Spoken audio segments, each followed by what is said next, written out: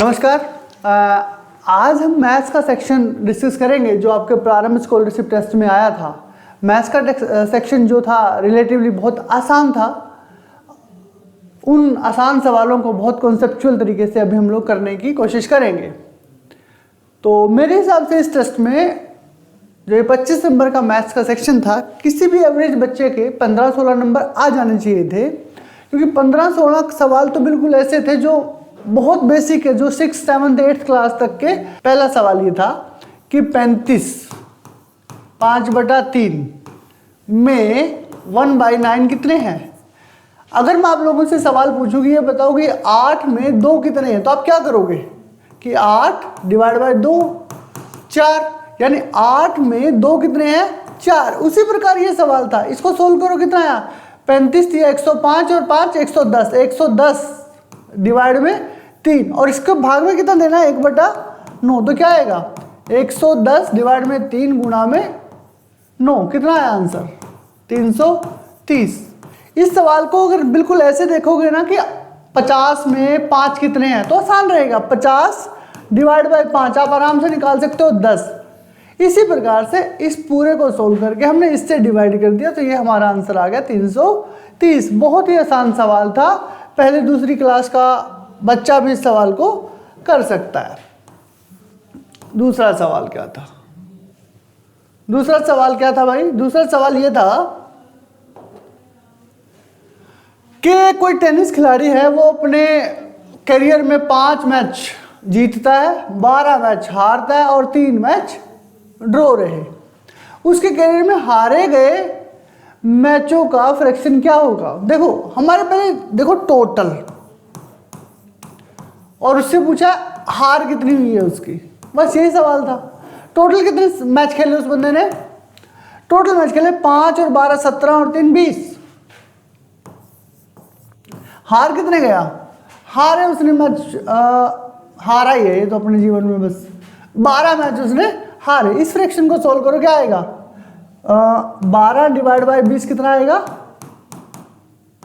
3/5, यानी 3/5। इसका ये डी आंसर आएगा 3/5। उसने हारे मैच कितने 12, टोटल मैच कितने थे 20, तो आंसर सिंपल है 12/20 यही मैच करना है। बिल्कुल इस सवाल को ऐसे भी लिया जा सकता है कि आपके पास 1 दर्जन केले हैं, उसमें से 5 केले खराब हो गए, तो कितने फ्रैक्शन में केले खराब हुए। इसको प्रतिशत में भी सवाल पूछ सकता था कि उसने अपने कैरियर में कितने % मैच हारे, तो हारे कितने 12, टोटल कितने 20। जब परसेंटेज पूछेगा तो 100 से गुणा कर देंगे। इसी सवाल को वो पूछ सकता था कि उसने कितने % मैच जीते, तो जीते कितने 5 डिवाइड में फिर टोटल 20 गुणा में 100। तो 3 तरह के सवाल यहाँ से पूछ सकता था। बहुत ही आसान सवाल था, आप सबको इसको अटेम्प्ट करना चाहिए था। ये सवाल है ना, आपको क्या लगता है कि आप सबको ये सवाल पूरा सोल्व करना चाहिए? सवाल क्या था?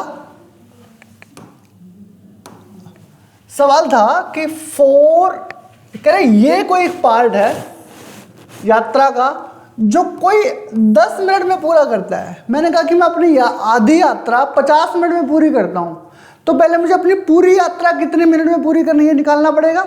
अगर आधी 50 में कर रहा हूं तो पूरी कितने में करूंगा 100 में। तो सबसे पहले मुझे ये सोल्व करना पड़ेगा, ये क्या है 4 - 5 1 + 1 डिवाइड में 3 + 1 2 + 1/4। इसको ना अब आप देख के इसको ऐसा लग रहा होगा कि इसको किया कैसे जाए, ये होगा कैसे।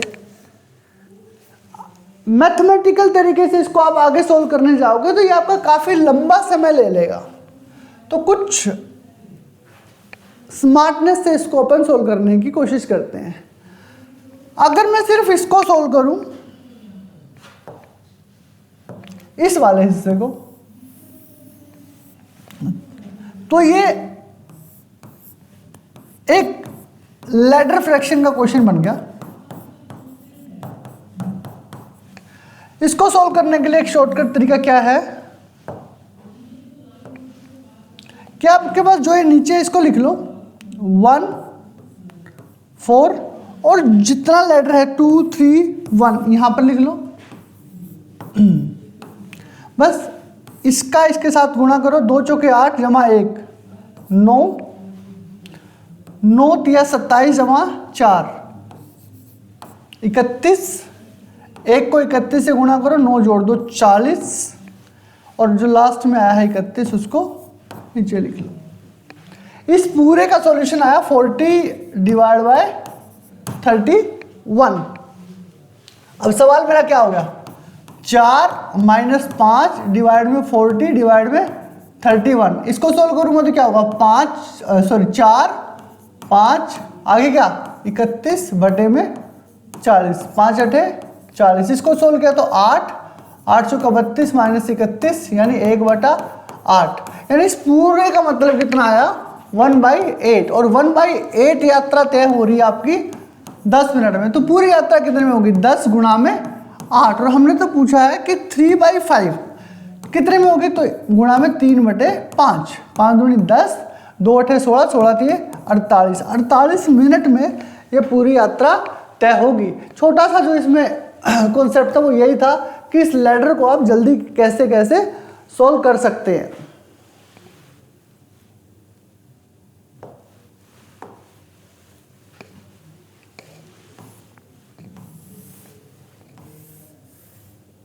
ये सवाल पहले भी बहुत बार आया हुआ है। इसने लिखा कि 1 से लेके 100 तक काउंटिंग लिखूं तो उस काउंटिंग को लिखने में कितनी बार कीपैड की कंप्यूटर का जो कीपैड होता है उसकी की को दबाना पड़ेगा। पहले कई बार ये सवाल ऐसे आया कि 1 से 100 तक की गिनतियों को लिखने के लिए कितनी डिजिट लिखनी पड़ेंगी, हमें कितनी डिजिट लिखनी पड़ेंगी। तो सिंपल सा है, ऐसे तो लिखने से 1 2 3 100 तक गिनतियां लिखोगे फिर काउंट करोगे। हम लिख सकते हैं ऐसे कि सिंगल डिजिट हमारे पास कितनी है, सिंगल डिजिट कहां से कहां तक होता है 1 से 9 तक यानी 9 है और हर एक में एक डिजिट तो टोटल कितनी हुई 9। डबल डिजिट कितनी है, डबल डिजिट कितनी है पहले 3 डिजिट निकाल लो कितने हैं, डबल डिजिट बच जाएगा। 3 डिजिट कितनी है, अकेला 100 होता है 3 डिजिट यानी 1 और हर एक में कितनी 3 और ये कितने होंगे 3 तो 9 और 1 10 टोटल होती है 100। तो ये कितनी बच गई 90 और ये डबल डिजिट में 2 से गुणा किया तो 180 180 और 9 189 जमा 3 192 विल बी द आंसर। है क्या सी आंसर होएगा। बात समझ में, थोड़ा सा ठंडे दिमाग से सोचना था तो इसका आंसर बहुत ही आसान था। अगला सवाल करते हैं। अगला सवाल दिया हमें प्रोबेबिलिटी से। प्रोबेबिलिटी से सवाल हमें ये दिया कि भैया प्रोबेबिलिटी होती है प्रायिकता। प्रायिकता मतलब किसी भी चीज के होने की संभावना। अगर आज बारिश होने की संभावना 0.2% है तो नहीं होने की कितनी है। टोटल जो प्रोबेबिलिटी होती है जब आप पढ़ोगे, प्रोबेबिलिटी इस दुनिया में टोटल होती है 1 कैसे, जब भी हमें कोई दिक्कत परेशानी होती है हम सोचते हैं, हम कहते हैं कि परमात्मा देख लेंगे। परमात्मा कितने होते हैं 1। तो इस दुनिया में जो मैक्सिमम संभावना होती है, हम जब भी हमें कोई दिक्कत आती है तो हम किसके पास जाते हैं भगवान देख लेंगे। और भगवान कितने होते हैं 1, यानी भगवान से बड़ी तो कोई प्रोबेबिलिटी हो नहीं सकती। तो सबसे बड़ी प्रोबेबिलिटी होगी बेटा 1, बाकी सब उससे नीचे, और सबसे कम प्रोबेबिलिटी होती है 0, यानी हमारी सारी प्रोबेबिलिटी लाई करेंगे 0 to 1। इसमें दूसरा क्या है कि अगर कोई होने की संभावना 0.4 है तो ना होने की होगी 1 माइनस 0.4 यानी 0.6। यहां पर भी इसने कहा कि किसी चीज के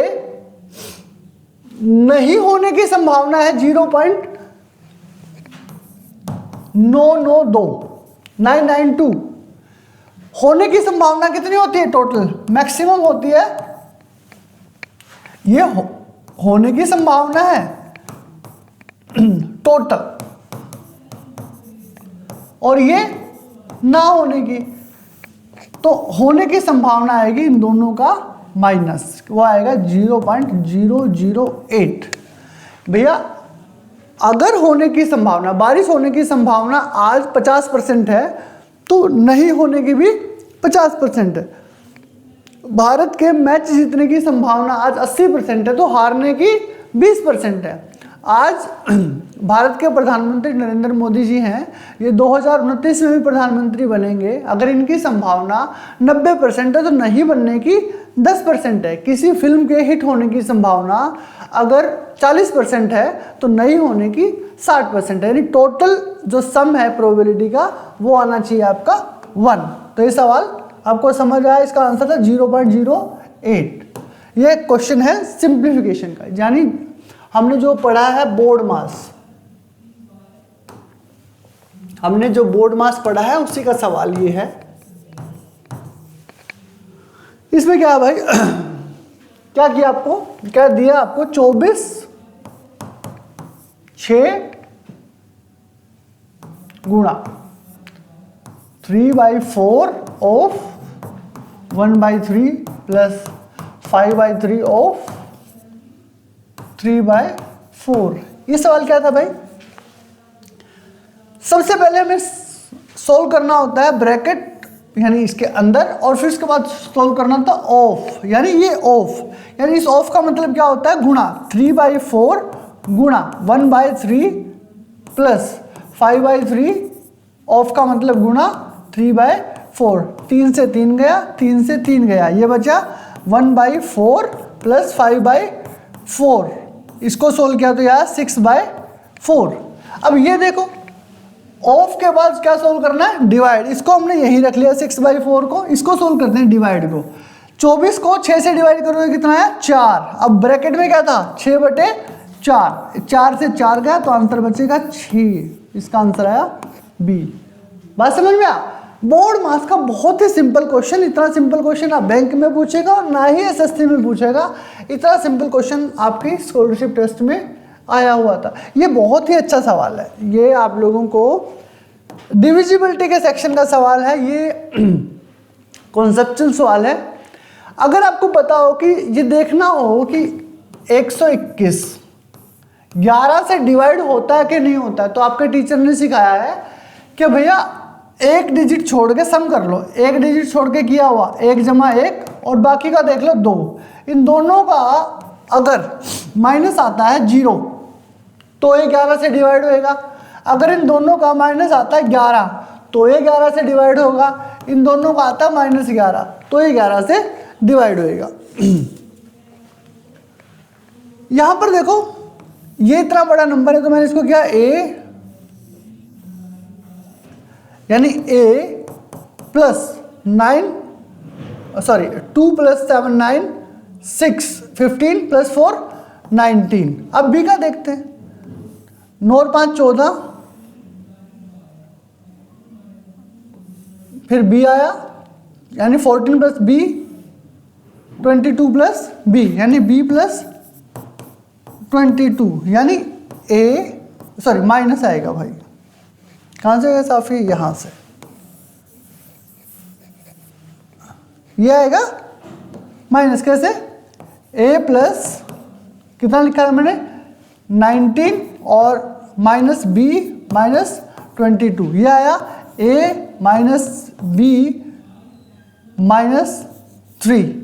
अब मैंने बताया कि ये कंडीशन या तो 0 के बराबर होगी, a - b -3। अगर 0 के बराबर है तो a - b कितना आया 3, और ऑप्शन दिख भी रहा है 3। बट यहाँ पर एक जालसाजी है, उसने कहा कि इसकी लीस्ट वैल्यू कहाँ आएगी, हमें इसकी लीस्ट वैल्यू अब इन तीनों में चेक करनी पड़ेगी। तो ये हो सकता है a - b -3 = 11, तो a - b = 14। यहाँ पर 3 आया, यहाँ पर 14 आया, लीस्ट कौन सी अभी तक भी 3। तीसरी कंडीशन होती है, हो सकती है a - b -3 = -14, a - b = -11 + 3 और ये कितना होगा -8। a - b -3 = -11, a - b = -8। इन सब में से सबसे छोटी संख्या जो है वो 8 है, इसलिए इसका आंसर आएगा -8। अगर आप ध्यान से देखोगे तो 14 भी ऑप्शन में है, 3 भी ऑप्शन में है, -8 भी ऑप्शन में और 0 भी ऑप्शन में है। तो आपको लीस्ट नंबर ढूंढना था, तो लीस्ट नंबर हम लोग लेके आए -8। बात समझ में आई? बहुत ही अच्छा कॉन्सेप्चुअल क्वेश्चन था। मोस्टली बच्चे इसका आंसर 3 कर देंगे। HCF LCM के सेक्शन से एक सवाल है कि किसी आदमी के पास 20 मीटर, 30 मीटर और 40 मीटर का कपड़ा है या लंबाई की 3 लोहे की रोड है। आपको एक ही गेज से, एक ही मीटर से, एक ही माप से उसको मापना है। तो आपको किस माप से इसको मापा जा सकता है? न्यूनतम कितने टुकड़े होंगे? देख लेते हैं। सवाल यह है भाई कि एक व्यक्ति के पास 20 मीटर, 30 मीटर और 40 मीटर लंबाई की 3 लोहे की छड़ें हैं। बिना किसी बर्बादी के समान लंबाई के टुकड़े काटने पर न्यूनतम कितने टुकड़े होंगे? मैंने आपको कहा कि अगर आपके पास 6 केले हैं, तीन लोगों में बांटने हैं, पूरे जाने चाहिए, तो आप कितने बांट दोगे? 2। मैंने कहा आपके पास 8 केले हैं, 4 लोगों में जाने चाहिए पूरे, कितने बांट दोगे? 2। यानी हमने कोई एक ऐसा नंबर ढूंढना है जो इन सबको बराबर बराबर भाग कर दे। तो ये क्वेश्चन है किसका? HCF का। 20 और 30 और 40, ये 3 नंबर हैं, ये 3 नंबर हैं जिनको पूरा काटना है। तो HCF के बारे में एक बात ये है कि HCF जो सबसे छोटी संख्या है ना, या तो वो होगा या तो उसके नीचे होगा। अब देखो सबके पीछे 0 0 आ रही है, तो ऑब्वियसली आंसर होगा जिसके पीछे 0 आएगा। वैसे तो इस क्वेश्चन को करने की जरूरत नहीं है, एक ही ऑप्शन ऐसा है जिसके पीछे 0, वो जो तीनों को डिवाइड कर सकता है। फिर भी मैं आप लोगों को करा दूं, कौन सा नंबर डिवाइड करेगा? अगर 20 से करूं तो ये तो डिवाइड नहीं होगा। 20 से छोटा ऐसा नंबर कौन सा है जिसके पीछे 0 आता है? वो 10 है। 10 10 दूनी 20, 10 10 तिया 30, 10 चौके 40। ऑल्दो इस क्वेश्चन को करने की जरूरत नहीं थी, इसका तो आंसर सीधा ही दिख रहा था, क्योंकि 20 30 40 को डिवाइड करने के लिए कोई ऐसा नंबर चाहिएगा जिसके पीछे 0 आती हो, और केवल एक ही नंबर के पीछे 0 आ रही थी। ये सवाल कर ले। ये सवाल देखने से मुझे लग रहा है कि ये सवाल है एवरेज का। सवाल है कि in the first 20 matches a cricket player has an average of 60 runs. कह रहे कि पहले 24 मैचों में 60 रन की एवरेज थी और आखिरी के 32 मैचों में 80 की। आखिरी के 8 मैचों का एवरेज बताओ। देखो बहुत आसान सा सवाल है। 32 मैचों का एवरेज कितना है? 80। इसको गुणा करो, कितना है? 0 16 24 25। 20 मैचेस का एवरेज कितना है? सॉरी 24 का गुणा में 60, ये कितना आया? 0 24 12 और 2 14। इन दोनों को अगर मैं माइनस कर दूं तो वो बचे हुए 8 मैच का रन आ जाएगा। वो कितना आएगा? 0 2 1 1। इतने रन उसने 8 मैचों में बनाए। तो 8 मैचों का एवरेज निकालने के लिए इसको 8 से डिवाइड कर दो। क्या आएगा? 8 एकम 8, 8 चौका 32, 8 0 0, 140। 140 इस सवाल का आंसर है। एवरेज का, वेटेड एवरेज का बिल्कुल सिंपल सा सवाल था, सबको कर लेना चाहिए था। अगला सवाल है, रेशो का। रेशो का सवाल थोड़ा सा मुश्किल था और इस मुश्किल सवाल को भी आप लोगों को कर लेना चाहिए था। मुश्किल इन द सेंस कि थोड़ा सा आपको बुद्धि लगानी थी और कुछ था नहीं। आपको कहा है द रेशो 25 पैसे, 50 पैसे and 2 rupees and 5 rupees coins are 5 4 3 1 if the total amount is 285। हमें ना कॉइन्स का रेशो दिया है और वैल्यू दी है रुपीज में। कॉइन्स दिए हैं और वैल्यू दी है रुपीज में, तो रेशो दोनों एक जैसा होना चाहिए। अगर हमें रुपीज का रेशो दिया होता और आगे रुपीज दिया होता तो मैं सोल्व कर लेता। कॉइन्स दिए होते, आगे भी कॉइन्स दिए होते तो मैं सोल्व कर लेता, पर यहाँ पर थोड़ी सी हेरा फेरी है। अब मैं ये है कॉइन्स का रेशियो, वैल्यू दी हुई है रुपीज में। तो पहला क्या है 25 पैसे। अब ये बताओ 1 रुपए में कितने 25 पैसे होते हैं? हाँ जी कहोगे 4, मैंने 4 से डिवाइड कर दिया। फिर आया 50 पैसे। 1 रुपए में कितने 50 पैसे होते हैं? 2, मैंने 2 से डिवाइड कर दिया। फिर कहा 2 रुपए। 2 रुपए, 1 रुपए में कितने 2 रुपए होते हैं? यानी आधा, यानी मैंने इसको 2 से मल्टीप्लाई कर दिया। फिर आया 5 रुपए, मैंने इसको 5 से मल्टीप्लाई कर दिया। तो क्या है मेरा 5/4 2 6 5, ये मेरा रेशो आया। ये मेरा रेशो आ गया 5 8 24 20। ये मेरा रेशो आ गया भाई किसका? मेरे कॉइन्स का। और मेरे से पूछ क्या लिया उसने? मेरे से पूछ लिया उसने 5 रुपए के सिक्कों में और 25 पैसे के सिक्कों में अंतर कितना है। 5 रुपए के सिक्कों में और 25 पैसे के सिक्कों में अंतर कितना है? ये मेरे पास 5 सिक्के हैं, तो ये मेरे पास कितने हैं?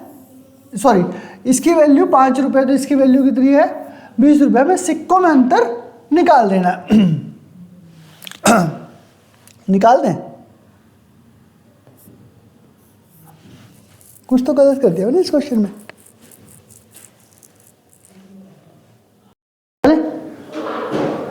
हो गया रिज्यूम? कहाँ चल तो नहीं रहा? चल रहा है। यहां से सवाल को एक बार दोबारा करेंगे। रमन यहां से कट ले लेना भाई।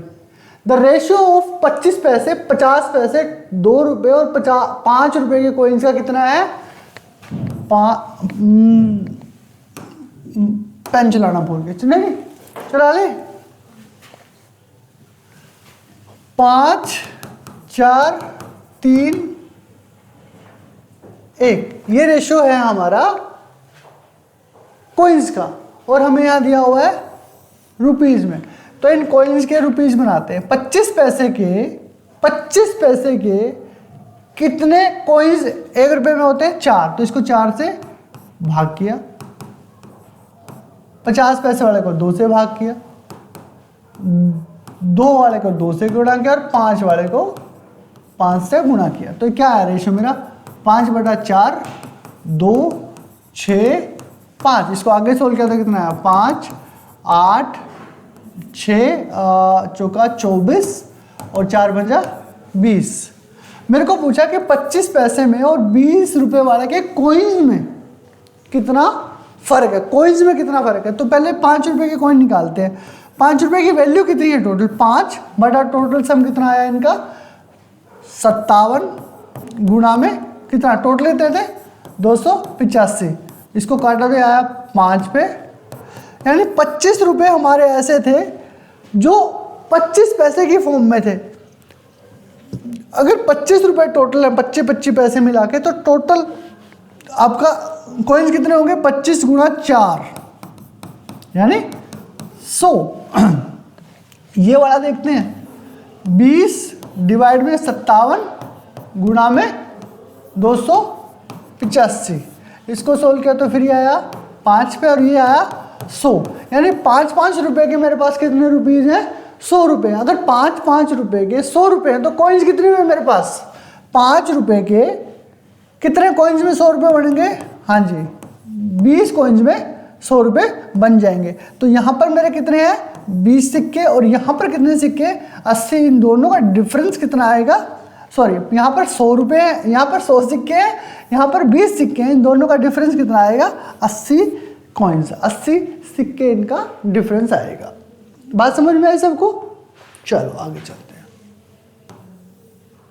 परसेंटेज का सवाल है। क्या लिखा है इसने? A's 25% more than B, A's 25% more than B and B 30% less than C, C 20% more than D. यानी 4 लोग हैं, ए बी सी और डी। इन सबका आपस में रिलेशन देखो, A is related to B, B is related to C, C is related to D. मैंने D को ही मान लिया 100 रुपए।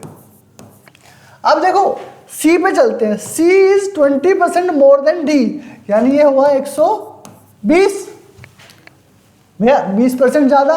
B, B is 30% less than C, B is 30% less than C, इसका 30% लेस है, यानी 70% ऑफ 120, ये कितना आया 84।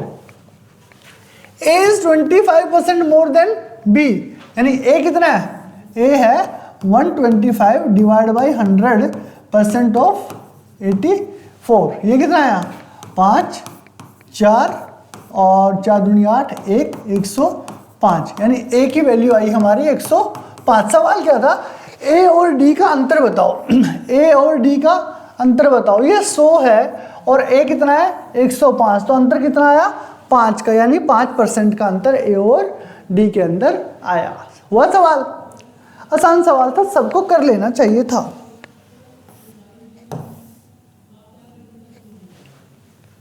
ये सवाल सर ने डाला हुआ था किसका, प्रॉफिट और डिस्काउंट का। कह रहा है कि एक आदमी किसी वस्तु को 33,000 रुपये में बेचकर, किसी चीज को 33,000 रुपीज में बेचकर 10% का लाभ कमाता है, यानी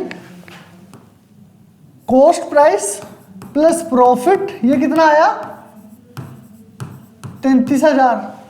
और हमें बताना है कि उसी को 20% में बेचने के लिए कितने पर बेचना पड़ेगा, 20% लाभ कमाने के लिए कितने पे बेचना पड़ेगा। सीपी कितना है हमें पता नहीं, प्रॉफिट कितना है हमें पता है 10%, यानी ये हो गया 110% ऑफ सीपी, और ये कितना हो गया 33,000।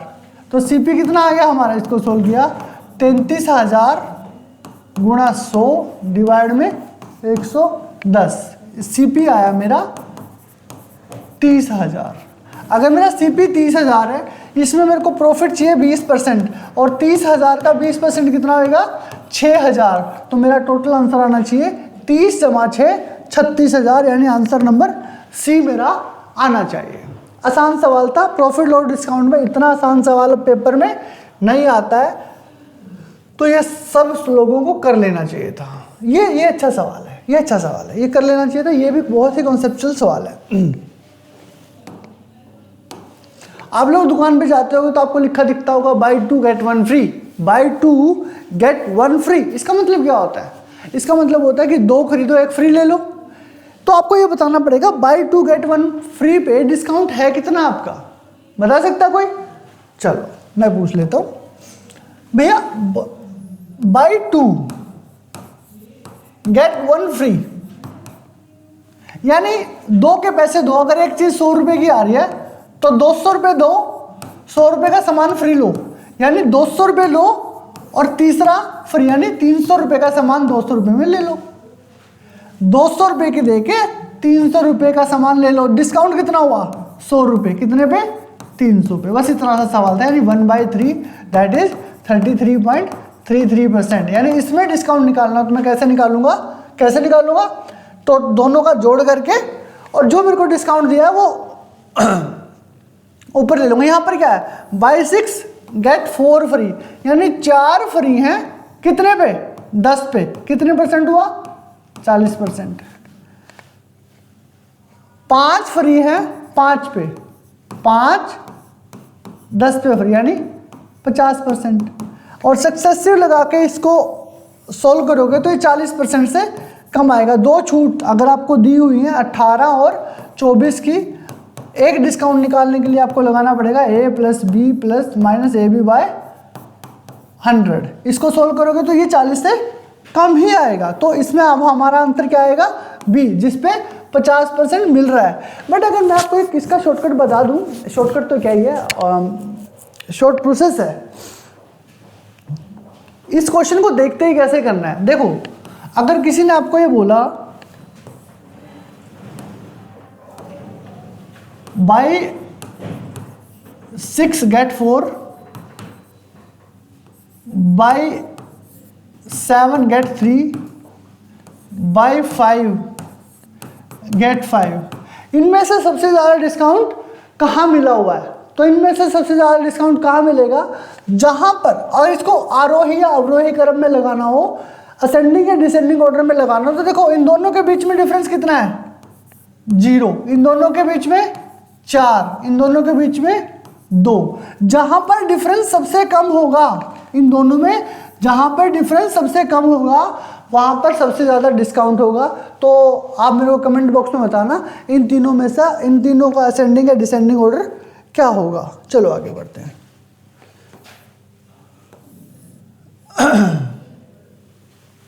ये सवाल है कंपाउंड इंटरेस्ट का। कैसे करोगे? 2 तरीके करने के, मैं आपको इसमें एक ही बता देता हूं।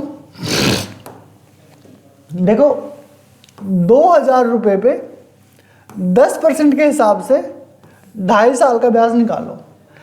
2000 पे 10% के हिसाब से 1 साल का ब्याज कितना है 200 रुपये, और अगले साल का 200 रुपये, अगले 6 महीने का 100 रुपये, क्योंकि सॉरी अगले साल का 100 रुपये, क्योंकि आधा ही साल है तो रेट भी हमारा आधा हो जाएगा। या पूरे साल का 100 है तो आधे साल, पूरे साल का 200 है तो आधे साल का 100 हो जाएगा। अगले साल क्या करेंगे हम लोग, इस पे 10% कमाएंगे।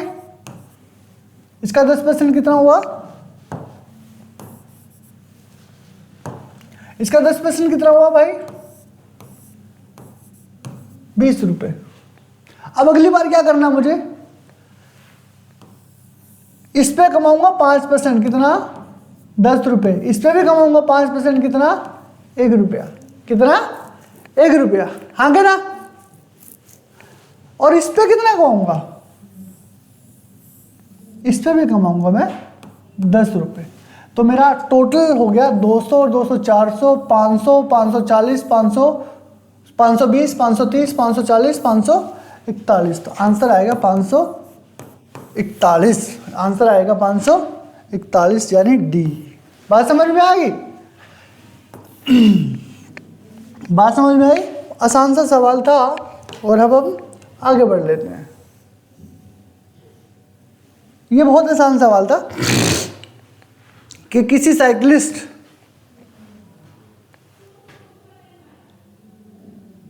20 किलोमीटर की दूरी 120 मिनट में, 25 किलोमीटर की दूरी 150 मिनट में तय करता है, तो उसकी औसत गति बताइए। ये तो बहुत ही सिंपल सवाल है। सिंपल सवाल कैसे है कि total distance upon total time करना है। Total distance upon total time करना है भाई, total distance upon total time. देख लेना कितना है टोटल डिस्टेंस, कितना है 20 और 25 45, और टाइम कितना है 120 और 150 मिनट, यानी 270 मिनट, यानी 4.5 घंटे, यानी 4.5 घंटे। इसको इससे डिवाइड करो तो क्या आएगा 10, आंसर आएगा सी। बहुत ही आसान सवाल था। आज की डेट में किसी भी परीक्षा में ऐसा इतना आसान सवाल आप लोगों को नहीं मिलता है। चलें आगे।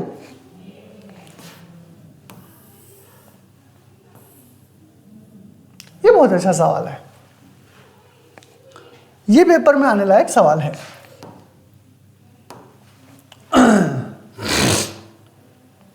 सवाल क्या है भाई कि 2 ट्रेन है जो पी से चलती है एक, और एक ट्रेन पी है, एक ट्रेन क्यू है, ठीक है। और ये 2 पॉइंट हैं जहां से चलती है भैया। ये एक ट्रेन यहां से चलती है, एक ट्रेन यहां से चलती है।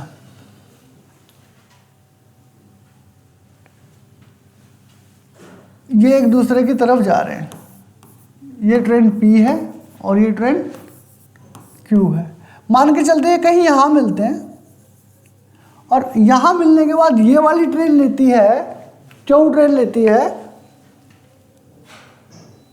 अब पी को 4 घंटे 48 मिनट लगते हैं, यानी यहाँ से इधर जाने में 4 घंटे 48 मिनट तो लगते हैं इसको, और 3 घंटा 20 मिनट लगते हैं इसको। इसका एक सिंपल सा फॉर्मूला है, रेशो ऑफ स्पीड, यानी स्पीड ऑफ पी डिवाइड में speed of Q is equal to under root time of P divide में टाइम ऑफ क्यू। इस क्वेश्चन को हम लोग सोल्व करेंगे तो आपका आंसर आ जाएगा। सिंपल, इतना सा ही कॉन्सेप्ट इस सवाल में है। एसपी कितना है, पी का तो हमें टाइम दिया हुआ है शायद 45 मिनट्स। क्यू का हमें निकालना है, ये निकाल देते हैं। ये कितना आएगा, time of P, time of P कितना था हमारा 4 घंटे 48 मिनट। 4 घंटे का मतलब 240 मिनट और उसमें 48 जोड़ेंगे तो 288 और डिवाइड में कितना है भाई हमारा 3 घंटे 20 मिनट यानी 120 और 200। इसको किया जा सकता है, इसको कर लेंगे। बात समझ में आई? मुझे लगता है आई होगी। तो यह आएगा, करूँ आगे, यह आएगा 36 डिवाइड में 5 25, यह आएगा 6 डिवाइड में 5। अगर 45 का मतलब 6 है, इस सवाल को दोबारा करेंगे, करना कट, इसी में होल्ड ही कर लो। और रमन यहाँ से कट मार लियो भाई, कर लेंगे वो। हमारा नया सवाल है कि दो ट्रेन, ये सवाल एक सवाल ऐसा था जो पेपर में आ सकता है। 2 ट्रेन है जो एक दूसरे की तरफ जा रही हैं, एक ट्रेन यहाँ है और एक ट्रेन यहाँ है। कह रहे हैं वो कहीं यहाँ मिलते हैं और ये यहाँ पहुँचने में, क्यों ट्रेन यहाँ पहुँचने में लेती है 3 घंटे 20 मिनट और ये वाली ट्रेन यहाँ पहुँचने में लेती है 4 घंटे 48 मिनट। तो आपको बताना है कि इनकी क्यू की स्पीड क्या और पी की स्पीड आपको दी हुई है 45। इसमें ना कुछ बहुत रॉकेट साइंस में एक सिंपल सा फॉर्मूला इसमें है, speed of P speed of Q और इनके मिलने के बाद का जो टाइम है टाइम ऑफ क्यू डिवाइड में टाइम ऑफ पी। ध्यान रहे उल्टा है, तो speed of P speed of Q, इसको सोल्व करोगे तो क्या आएगा, टाइम ऑफ क्यू कितना था 3 घंटे 20 मिनट यानी 180 और 20 200 डिवाइड में 240 जमा 48 288। ये कितना आया सोल्व करके, ये जाएगा कितने पे 8 पे, 8 दूनी 16 8 दूनी 25 25 डिवाइड में 36। इसको सोल्व किया तो कितना आया 5/6 यानी S P speed of P कितनी दी हमें जो दी हुई है 45 डिवाइड में एस ऑफ क्यू और ये किसके बराबर आया 5/6 के। इसको सोल्व करें तो कितना आया 9 एस ऑफ क्यू आया 54 किलोमीटर पर आवर। ये अच्छा सवाल था, ये सबको आना चाहिए, लेकिन आएगा उसी बच्चे को जिसको ये वाला रिलेशनशिप पता है, speed of P divide by speed of Q. तो इसका आंसर है 54। चलिए आगे,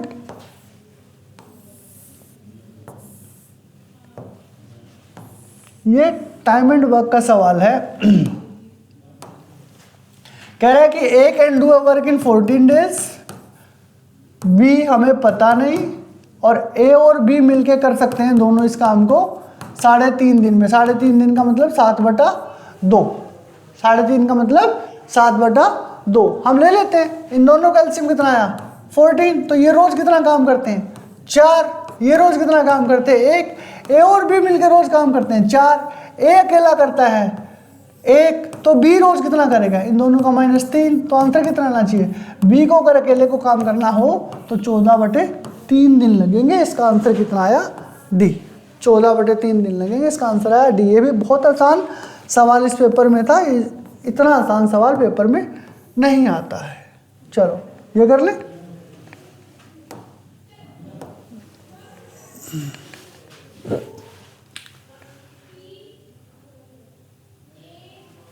भैया x² डिवाइड में 1/x² इज इक्वल टू 119 दिया हुआ है, आपको निकालना है x³ प्लस में 1/x³ की वैल्यू। इसको सोल्व करना आसान है, कैसे करेंगे, x² प्लस 1/x², दोनों साइड 2 जोड़ दो, ये कितना आया a² plus b² plus 2ab। 2ab कैसे, x से x कट गया तो क्या आया x प्लस 1/x का whole square is equal to 121 और x प्लस 1/x कितना आया 11। कितना आया 11। हमारे पास इसकी वैल्यू आ गई तो हम निकाल सकते हैं x³ plus 1/x² x cube की वैल्यू क्या आएगी। ये होता है हमेशा हमेशा हमेशा क्या करेंगे, इसको इसका क्यूब कर दो, 11 का क्यूब माइनस 3 गुणा 11 इसमें से माइनस कर दो, ये कितना 1331 माइनस 33 दैट इज 1298। ये कैसे आया ये मुझे बताना। ये आया है a प्लस बी के होल क्यूब के फॉर्मूले से, ये आया है इससे, ठीक है। निकाल दें, आंसर आएगा आपका 1298 बी ऑप्शन।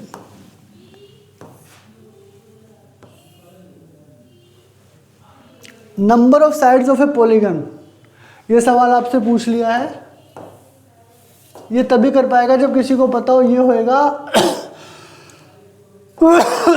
ये रिलेशन आपको पता हो n-2 इंटू 180, ये होता है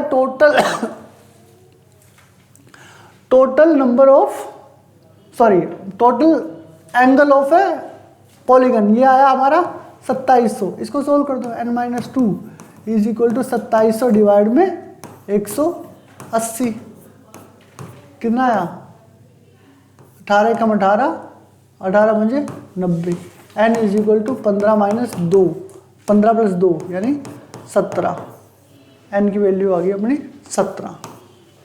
बात समझ में आ गई। आसान सवाल ये होगा उसका जिसको ये रिलेशनशिप पता होगा। The height of an equilateral triangle is this, find its area। ये भी बहुत ही आसान सवाल था। बहुत आसान सवाल कैसे है कि आपको हाइट दी हुई है ट्रायंगल की,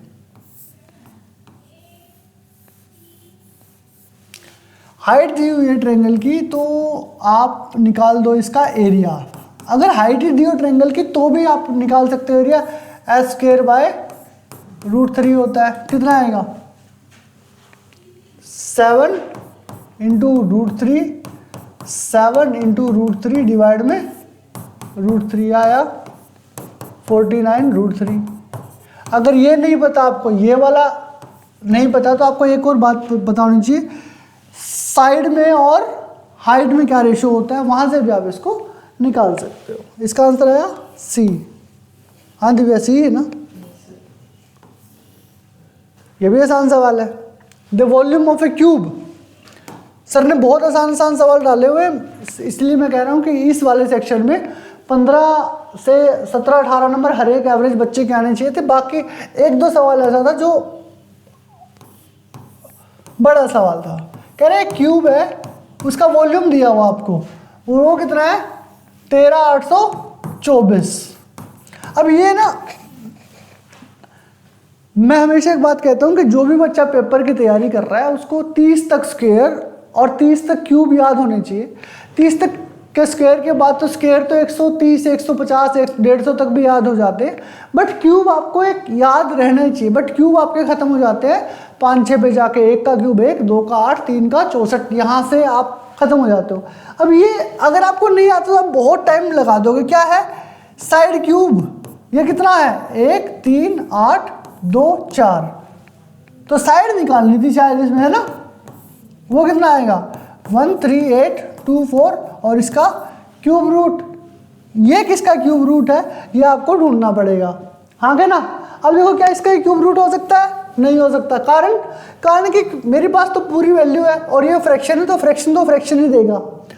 क्या ये हो सकता है 22, देखो 22 का क्यूब हमेशा 2, 2 दूनी 4, 8 पे खत्म होगा और हमारा खत्म हो रहा है 4 पे, तो ये भी नहीं हो सकता। इन दोनों में से होगा, इन दोनों में से। मुझे तो पता है कि इसका आंसर 24 है क्योंकि मेरे को इसका क्यूब याद है। 24 का क्यूब ये होता है। अगर आपको 24 का क्यूब याद नहीं है तो आप निकालते रहना, आपका टाइम बहुत लग जाएगा। पिछले क्वेश्चन का आंसर था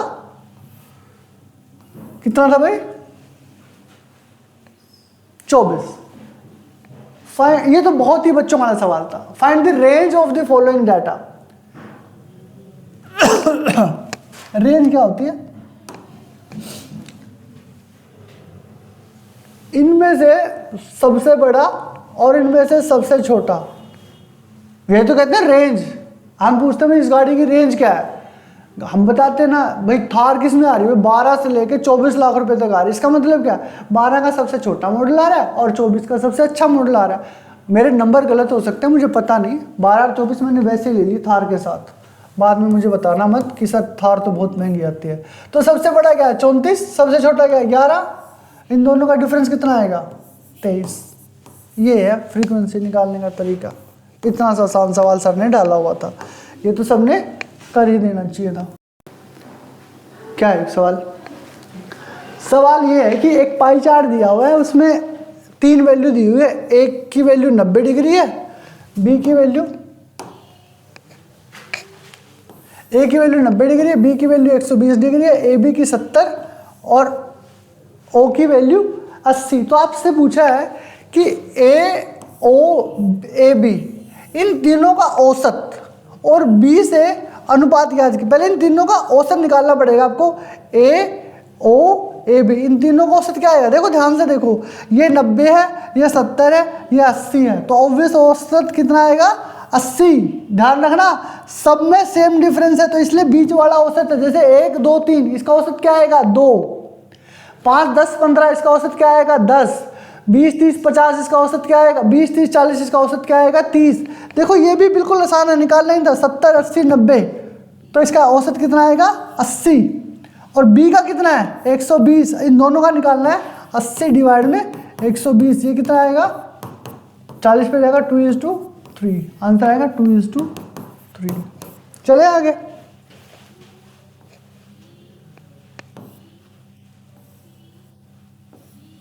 एक सवाल और है, ये